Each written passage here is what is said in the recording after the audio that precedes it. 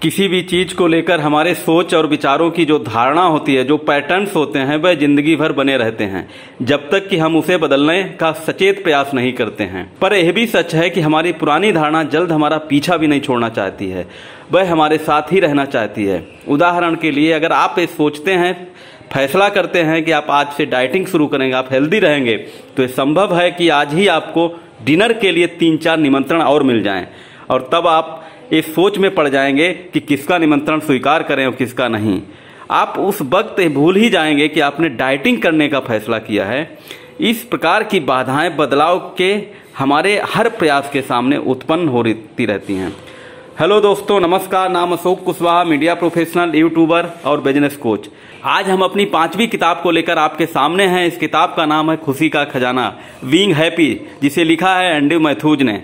हम सभी किसी न किसी धारणा के हिसाब से जिंदगी जीते हैं, जैसे तंगहाली की धारणा, दूसरों की बुराई करने की धारणा। ये पैटर्न्स हैं जो हम बनाते हैं। जॉब बदलने का पैटर्न्स बना लेते हैं। दुनिया बुरी है, इसका भी एक पैटर्न बन जाता है। और इसी प्रकार हम अनेकों धारणाओं को लेकर जिंदगी जीते रहते हैं। इन्हीं धारणाओं को लेकर इस किताब में लिखा गया है और बताया गया है कि आप अपनी पुरानी धारणा को नई और अच्छी धारणा बना सकते हैं और अपनी जिंदगी में सकारात्मक बदलाव ला सकते हैं। आप अपनी सेल्फ इमेज से अधिक किसी भी क्षेत्र में प्रदर्शन नहीं कर सकते हैं। रापुंजल को एक जादूगरनी एक किले में कैद करके रखती है और लगातार उससे कहती है कि वह बेहद खूबसूरत है। उसे किले के बाहर जाने का कोई हक नहीं है। उसे किले में ही दुनिया से छिपकर रहना चाहिए। मजेदार बात यह है कि रापुंजल भी जादूगरनी की बात को सच मान लेती हैं। उसको विश्वास हो जाता है कि जादूगरनी ठीक ही कहती है कि वह बेहद बदसूरत है, इसलिए वह किले से भागने का प्रयास ही नहीं करती है। लेकिन एक दिन एक खूबसूरत राजकुमार रापुंजल को अपने प्रति नजरिया ही बदल देता है। किले के पास से गुजरते हुए वह रापुंजल को देख लेता है और उससे कहता है कि वह बहुत खूबसूरत है। एकाएक तो रापुंजल को भी भरोसा नहीं होता है, मगर राजकुमार जब बार बार उसकी खूबसूरती को दोहराता है तो रापुंजल समझ जाती है कि जादूगरनी ने उससे झूठ बोला है।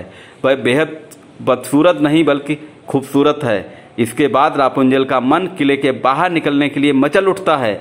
वह अपने लंबे बालों को खोलकर खिड़की के बाहर छोड़ देती है और राजकुमार उस पर चढ़कर किले के भीतर प्रवेश करता है और रापुंजल को किले से भगा ले जाता है। इस लोक कथा से हमें यही सबक मिलता है कि जब तक आप अपने बारे में अच्छा महसूस नहीं करेंगे, आपकी अपनी आत्म छवि कभी भी अच्छी नहीं बनेगी।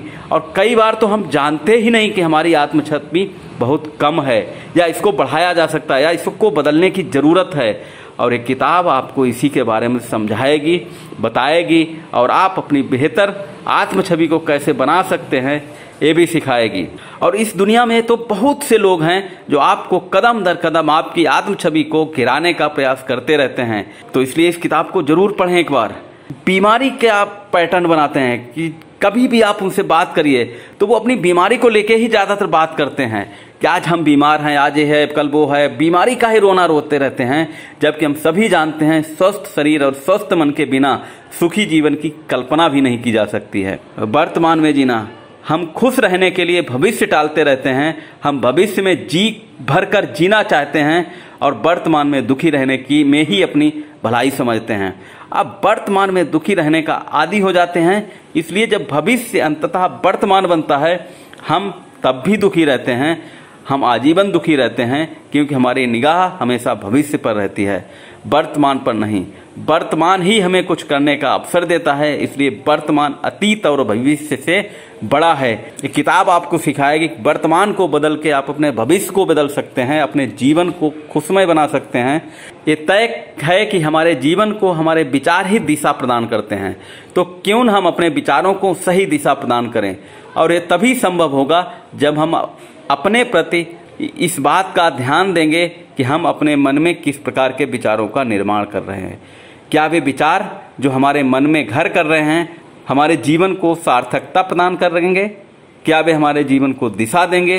यदि हम इन प्रश्नों के प्रति सजग रहेंगे तो निसंदेह हम अपने विचारों को सही दिशा देकर अपने जीवन को सही दिशा दे पाएंगे। और बहुत सारे पैटर्न हो सकते हैं, बहुत सारी धारणाएं हो सकती हैं।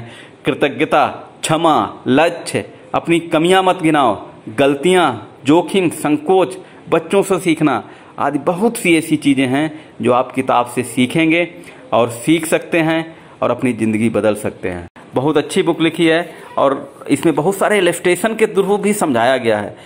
आई होप आपको वीडियो पसंद आया होगा। इस चैनल को लाइक करें, सब्सक्राइब करें। आपके लाइक से, आपके शेयर करने से, आपके सब्सक्राइब से हमें भी हौसला मिलता है। हम नए वीडियो और बनाने का प्रयास करते हैं।